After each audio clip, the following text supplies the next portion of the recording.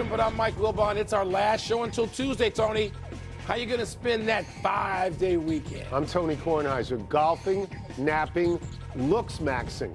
Golfing, napping, what? Looks maxing. What the hell is that? I've had it explained to me. We are much too old for this, but it is what young men do now to maximize their looks, including things like take those hammers and bang in their cheeks with those hammers and stuff like You're that. making this up. Pluck stuff off their heads. I see. Plucking, I get. Yeah, hammers. It was metrosexual behavior at one point is what it was called. Right. Looks maxing. Looks maxing. Yeah. What You're making this up. No, I'm not making it up. I can't. Well, I'm reading it, but I'm not making it up. Welcome to PTI, boys and girls. In today's episode, Maxx Crosby, speaking of maxing, was livid. Miami of Ohio was an underdog, and Wilbon and I talk brackets. But we begin today with Venezuela winning the World Baseball Classic last night by beating the United States on a go-ahead run in the ninth inning, 3-2. Bryce Harper had tied the game in the bottom of the eighth with a two-run homer. But U.S. reliever Garrett Whitlock walked the first batter, Luis Arraez, who was then removed for pinch runner Javier Sanoa, who promptly stole second and scored on Gino Suarez's double. The U.S. went out 1-2-3 in the ninth. Wilbon, was this about Venezuela winning it or the U.S. losing it? Venezuela winning.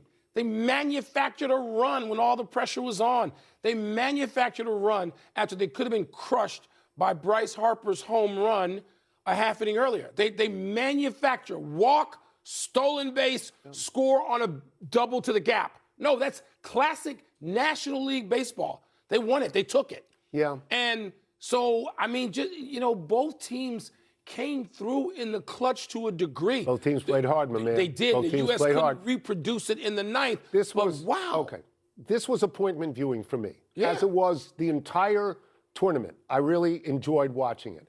I don't think, honestly, Mike, that anybody can be shocked that Venezuela won this game. Why would you? Venezuela, the Major League Dominican ball Republic, players. the United States. Stars. They're all very, very Star-driven. good. Right. And this was a one-game situation. Now, Venezuela is really good. They're loaded with major leaguers, and they had the home crowd in Miami last night. Wow. Now, it is possible, I don't know this, it's possible they wanted it more than the U.S. players, but I will say this, having watched it.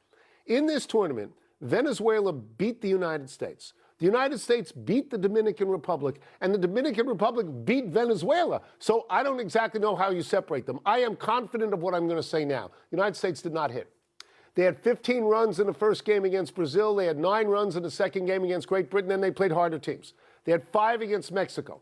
They had 6 in a loss to Italy. Nobody had 5 against Canada. Then they had 2 against the DR and 2 last night. October baseball. In March. They hit, well, I don't know. They hit a lot of home runs, but they didn't have rallies. I don't remember an inning where the United States had, say, 4 hits. I don't remember an inning like that. And last night, Aaron Judge, who you love, struck out thrice. Okay. And Kyle Schwarber, who you love, struck out thrice. What?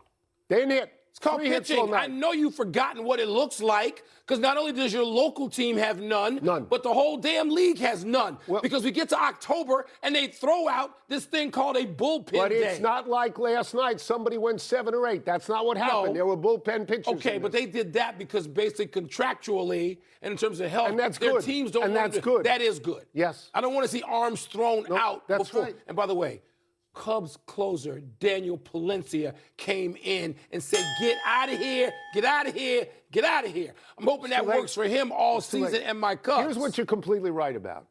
That, that ending is what baseball is about. You go ahead early, you get tied, you score late. That's the way you win baseball. And if you need to manufacture it because you're not going to wait on an Earl Weaver inning, that's right. Run homer, you do it. That's right. Venezuela. And they're as good as the United States. Yes, and so is the Dominican Republic. I'm just saying the United States did not hit. Their run total got progressively lower as the tournament went on. But you know what? For the tournament, they averaged 7 runs a game, while Venezuela was averaging going into that 6.3. Don't give me averages because there's 15 and 9 in the first 2. Don't give me averages. Because you beat bums. It's the first round of the tournament. Give me averages. You beat nobody. You're beating the directional school. Don't go there. Great Britain. Don't go there. How many great players you know from Great Britain? It's not good Britain, baby. It's great. Let's move to the NCAA tournament, where Miami of Ohio takes the court tonight against SMU in a play-in game. between 11 seeds. Miami was unbeaten this season before losing to UMass in their first game of the MAC.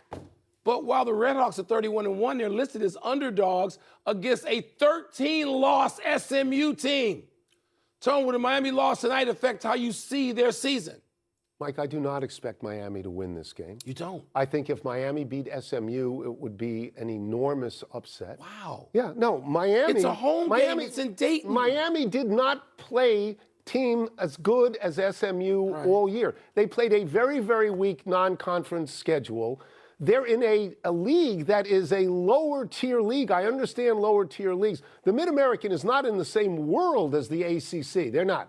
Now, I don't say that it would affect, if they lose, it's not going to affect how I view the season. It's really not, because they were 31-0 going into their tournament. Can you list anybody else other than the UConn women who are 31-0 going into their tournament? No, you can't do that. Let me go to my notes here. It's an insult to put them in a play-in game. It is small-minded on the part of the committee. I agree. They were 31-0, and okay, they you. didn't play tough teams. But Mike, they don't go into each season looking for the national championship. They're not Duke. They're not Michigan State. Yeah. They had the schedule that they had, and they were 31-0. And by the way, for people who think that folks are just ringing up these Mid-America schools to play them among the power schools, they're not. No. They're not. No. Can it be exaggerated, the intention of teams, when you call it can be exaggerated, but no, the big boys don't want to play these schools. And if they do, they say, okay, you play 7 games at our place, and we'll give you one in 2033. That's right. And that's how that goes. Right. Having said that, it's going to affect the way I see it. It is. It just is. Really? I think they can win tonight. Because that game's at Dayton, Tony. Yeah, I don't. Tony, Dayton sold out, and that crowd is going to be with the Redhawks tonight. They got a shot. Are the people coming up from Ponyland, from SMU? Well, they got enough money. They do. They got enough They'll money have if they want to. 2 or 3 private jets with 8 people apiece. I don't know. That's going to be a pro crowd. I think Miami of Ohio should be applauded even if they lose by 50. I think that they've had a great season. I think for the next 50 years in Oxford, Ohio, that's going to be celebrated. For the next 50 years. Because you know 31-0. They're not going to be able to reproduce it, I don't think. We will stay with the NCAAs. The first group of play-in games saw Howard beat UMBC and Texas get a buzzer beater to beat NC State. Howard moves on as a 16 to play Michigan. Texas moves on as an 11 to play BYU. Wilbon, you can talk about these first 2 games if you want. Okay. But my real question here is, what is your Final Four? All right, my Final Four, and I filled out 2 brackets, but I have the same Final Four: Michigan State, Houston, Arizona, and Michigan. So you have 2 Big Ten and 2 Big 12. I do, and they were the best 2 conferences. That's way too chalky for me historically. But I'm looking at last year, and I'm influenced by what we saw, and wondering if that's a trend. We talked to our friend Jay Billis about that. Well, he didn't think it was a trend. He didn't think it was going to happen this year. He didn't. But I don't have 4 number 1s. I don't have that. Right. But then I have Arizona winning, and part of that is wishful thinking. I want Arizona to win. But I'm looking at it and also thinking Arizona could lose its second game. I'm wondering if any part of this tournament goes straight 1990s and gives us some upsets, right? And you look at Thursday, you're looking at your TV screaming out loud. Yeah. But those are my 4. I can see any 4 of those. I can see any one of about 8 teams winning. How about you? Well, first of all, let me say that I watched a lot of UMBC Howard last night. Me too. Because UMBC represents my conference, your conference, the America East, where champions rise, except for last night. And Howard was in control for almost all of the game. At one point, they were up by 14 points. UMBC was great in the last 3 minutes. They hung in there, man. Got it to 2 in the last minute. And then Howard made a shot, and they won, so good for them.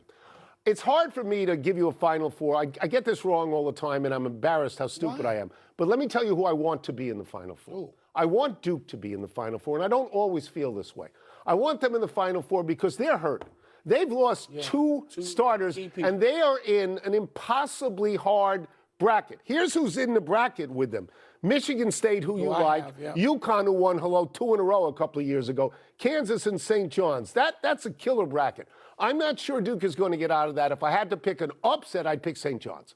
I would pick St. John's. I have St. John's beating Duke, but I worry about St. John's in its second game before they can even get to Duke.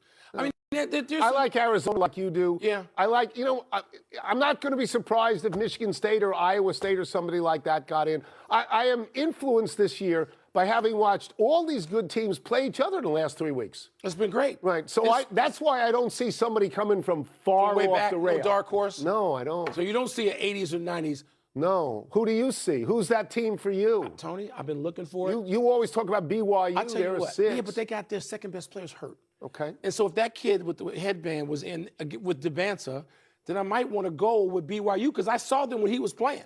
I like Gonzaga. I like St. Mary's. Gonzaga never wins. I'm going to give you a team I got winning 3 games that I can see going all the way and upsetting somebody and winning. Winning. The University of Virginia. Really? Yeah. But that's because your wife No, went no, there. no, that's not because But it of is. that. This is. I watched This them. is your. I watched them. Domestic appeal by saying that. No, I watched them Let's all take a year, break. You know when it is, they beat the Cheryl. Wildcats. You know it is. Let's take a break. Coming up, Maxx Crosby reveals how he felt about the trade the Ravens backed out of. Why are you rooting against Thomas Jefferson School? The PGA Tour is mic'd up in a new series. What's the word? You don't think it's slightly pretentious that the decal says the university? Slightly I think pretentious? it's more pretentious that they say my first year as opposed to my freshman year. Do you think Penn can beat Illinois? No. Illinois is good. Yeah. Illinois is like Virginia. They need a break, but they could go to the Final Four. They could. It is time to show off our spectacular vernacular. What's first? Maxx Crosby's experience during his visit with the Ravens sounds blank. Weird. Like totally weird. Maxx Crosby went on his own podcast and he talked about this the other day. Some of the things he said were he didn't see Eric DeCosta, the Ravens GM, for 5 hours. Yeah. He shows up at Ravens facility.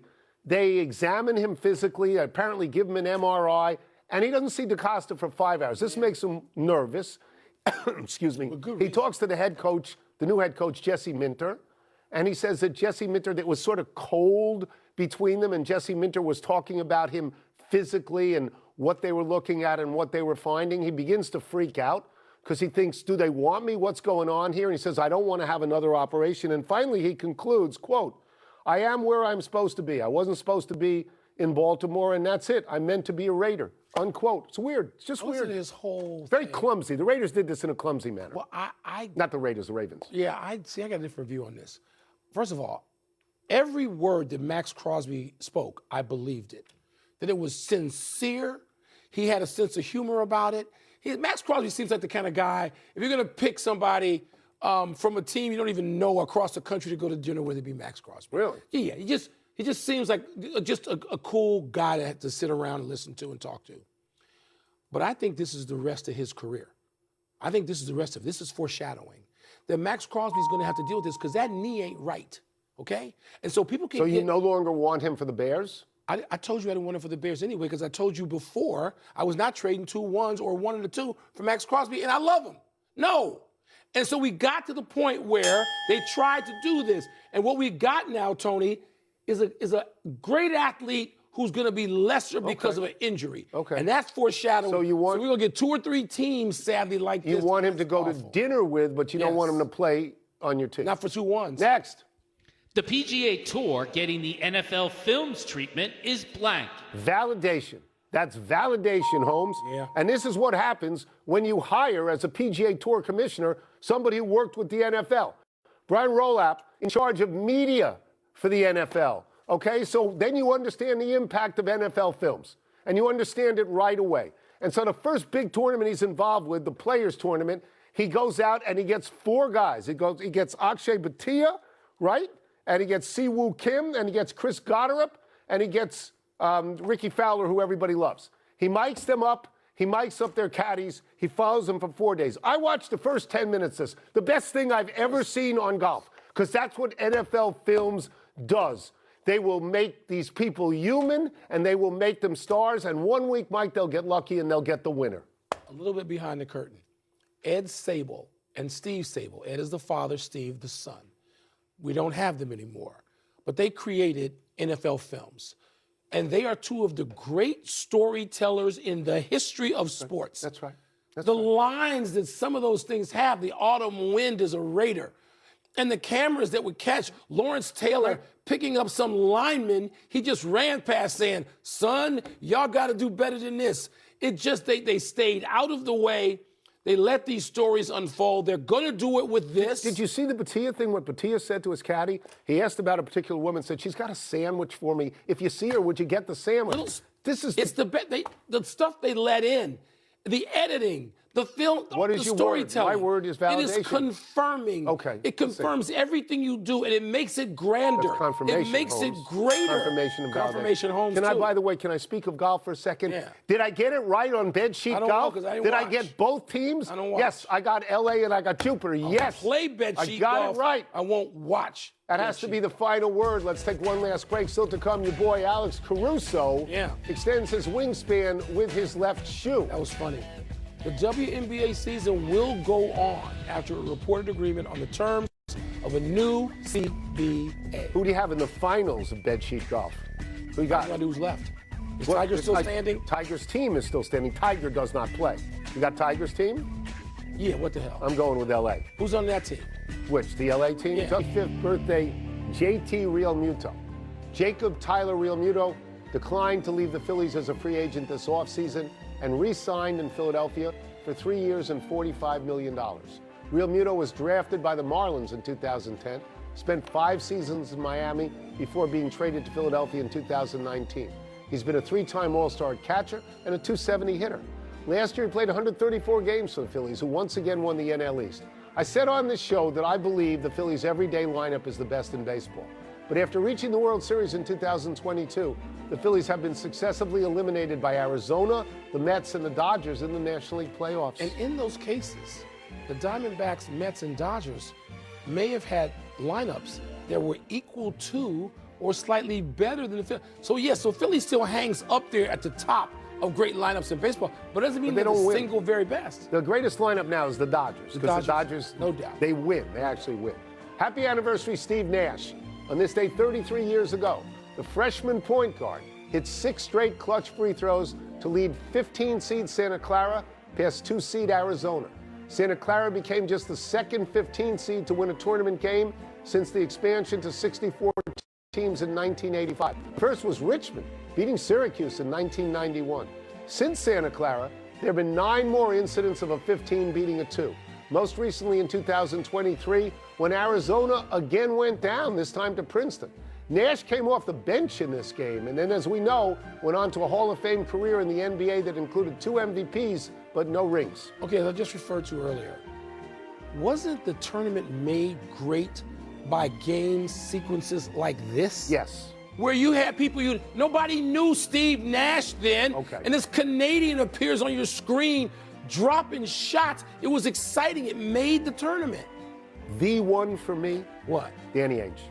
Oh, yeah. Danny Ainge going coast to coast. That's right. For me, that counts. I get it. Danny Ainge. Happy trails to a Tristan da Silva shot. The Magic forward was driving last night when he was confronted with Alex Caruso swiping at the ball with his left shoe that had fallen off. The shoe deflected the shot attempt, and Caruso was called for both goaltending and a technical foul. Caruso told the Oklahoman afterwards, quote, "I didn't know it was going to be goaltending and a tech. If I would have known that, I probably wouldn't have done it because that's 3 points," unquote. No matter, the Thunder ended up winning the game by 5, their 9th straight victory. Doesn't it seem like the Thunder have taken a look or listened to all the noise about San Antonio and said, I'm sorry, who's wearing rings again already and who's not? Can I ask you a question? How is that goaltending? I can see it a technical. Well, how is it because you prevented a basket. Isn't goaltending above the rim? In this case, you goaltending? Rule it in. Swiping at it with a shoe? Really? Come on. Happy trails to a WNBA labor stoppage. The league and players have agreed to a new collective bargaining agreement, so the season should move forward as scheduled in May. The new deal gives the players an average revenue share of 20%, increasing the salary cap from $1.5 million to $7 million. And the average salary from $107,000 to around $600,000. That's like by 5. Good. The deal still needs to be ratified by the players. Your reaction to this news? The players will ratify it, and congrats to leadership on both sides for understanding this needed to get done, okay? You can't have a missed season. To me, Tony, that would have been catastrophic. I'm glad to hear it's going from 100,000 That's a big to jump. 600 6 times. It's deserved. Good. I'm not saying it's not deserved. I'm saying that is a jump of by 5 times. Yeah. So That's everybody, like that's like 2 and then days pay. And the richest people are going to get millions of dollars. As they should. All right, let's go to the big Let's finish. do Should it. be good. Giannis and Anthony Edwards will both miss at least a week. Which is the bigger deal? Anthony Edwards. I mean, Milwaukee, I hate to say it. I mean, they're irrelevant now. They're tanking. Minnesota is relevant. Seiya Suzuki's knee injury is minor. I'm relieved. Aren't you? Okay, I don't care. I'm glad you're relieved. You're Mr. Cub. Yeah, I mean, I'm glad for him. So starting right fielder, 100 runs better Sidney than last Crosby year. returns from his lower body injury tonight against the Hurricanes. Is that a big deal? The Penguins are just clinging to a narrow margin of playoff entry, so it's a big deal. NFLPA named J.C. Tretter, really? Its new executive director, your thoughts? Wasn't he involved last year when it went south? Yes. So I'm a little surprised. Very surprised. I'm a little surprised. Last one. 16-seed play-in tonight. Prairie View A&M versus Lehigh. Who you got? All right, so I'm going to root for Prairie View, but I'm going to root give for you a Lehigh. nod. I'm going to give you a nod here. They should Don't- not no. be putting Not in the Prairie play-in. View in the Not play-in. in the play-in. No, put those ninth-place teams in the SEC and the Big Ten That's and right. ACC. Put them in. Don't punish a Texas 16 and this way. NC State was the Don't right way to punish. go. We're out of time. We'll try to do better the next time. I'm Tony Korn. Nice ending, too. Mike Wilbon here. We're off until Tuesday, Knuckleheads. And now, here's I sports. can't see without glasses. I mean, I just can't see.